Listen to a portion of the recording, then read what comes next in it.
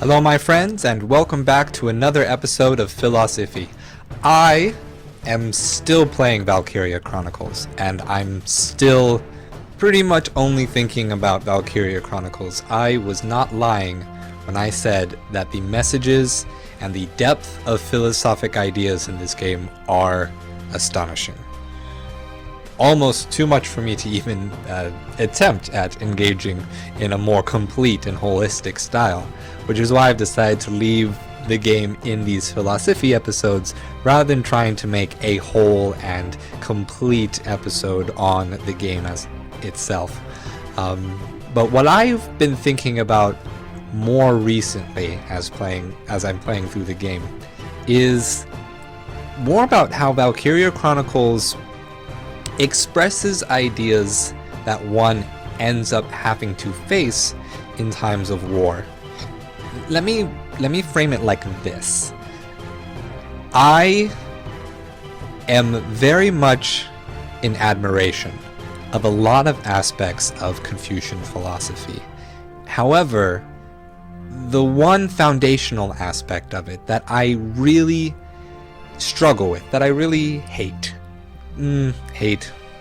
poor word choice, but I don't think it's a good philosophy, is that of social harmony. The idea of order, and trying to put order not only in society, but in your interpersonal relationships, merely for the sake of having orderliness. That has always not rested well with me, and the way I can say it is my main problem with it is that it becomes inauthentic to a point. Pleasantries and social procedure and all that are nice, but only if you can have a belief in the foundational truth behind why one does that they have a genuine interest, goodwill for people around them, and that is why they choose to engage each other in a nice and pleasant way. A lot of aspects of social harmony dictate that no matter what the situation, you avoid conflict. You always avoid all forms of conflict. That because conflict is chaos. Conflict is bad. It's disorderly. And disorder is the route to being unethical. Disorder is bad. I've never liked it because to create real relationships and real understandings between people, clash is required. Conflict is necessary, even if it gets angry, even if it's frustrating, because at the heart of conflict is the idea of an attempt to understand the other.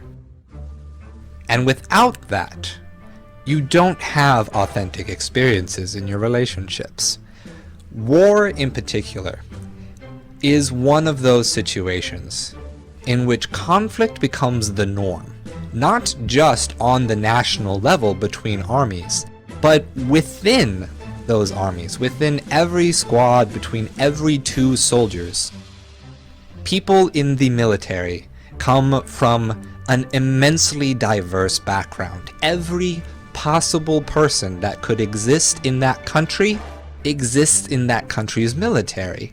And so the military becomes a stage for conflict, a stage where cultures are required to clash and to get over those differences so that you can unify, cooperate, and work towards a common goal, a common good, and through that, develop a common goodwill for your fellow man. The military comes under scrutiny, and it's important that it does, because power is inherently dangerous and inherently necessary.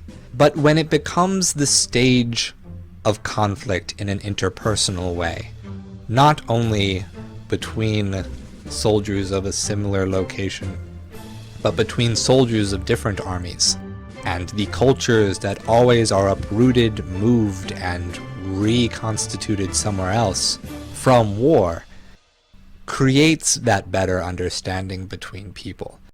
And yes, war is horrible. It is tragedy. There's no other way to get around the fact that the negatives of war are unexpressible by a person like me who's never been in that position, who's never experienced a country that is uprooted and a people that have lost their livelihoods due to that conflict. But at least one can understand from my position that the existence of that conflict makes it necessary that that conflict be overcome. And if it isn't, then the conflict only continues. And out of that, you get authentic understanding. Not in the kind of Confucian play nice, be nice, but never overcome the integral problems and the integral struggles that people face with each other, but through reaching a unique and unified understanding after moving past those differences. In a way, war itself is philosophy, because the practice of philosophy is that in which you have different ideas that compete against each other and force against each other with strong-willed people who never give an inch. But the ultimate goal of philosophy is not to be proven right about anything. It's not to have the knowledge, but to proceed towards some better understanding together with the people that you're in conflict with. Because philosophy is about accepting ignorance. And it is only in being ignorant, only in being open to conflict with ideas, with people, can you ever hope to have any degree of knowledge, any degree of understanding in the first place. Now, I know I didn't put things directly about Valkyria Chronicles, but that is the overwhelming theme that you see in most cutscenes throughout the game, and even throughout all of the characters' dialogue. The conflict and overcoming that conflict in both the national and all the way down to the interpersonal scale. That's what makes the heart of Valkyria Chronicles understandable, relatable, and a great story in a wonderful game. With that, I think I'm finally done talking about Valkyria Chronicles, until I think of something else and I decide to go back on that word. So, thank you so much for watching, everyone. I have a fun time talking with you. In the comments below, let's talk about the nature of conflict. Let's talk about Confucianism, or any other idea that you want. I'm happy to discuss anything. And I will see you guys at the next Philos-Iffy. Stay true.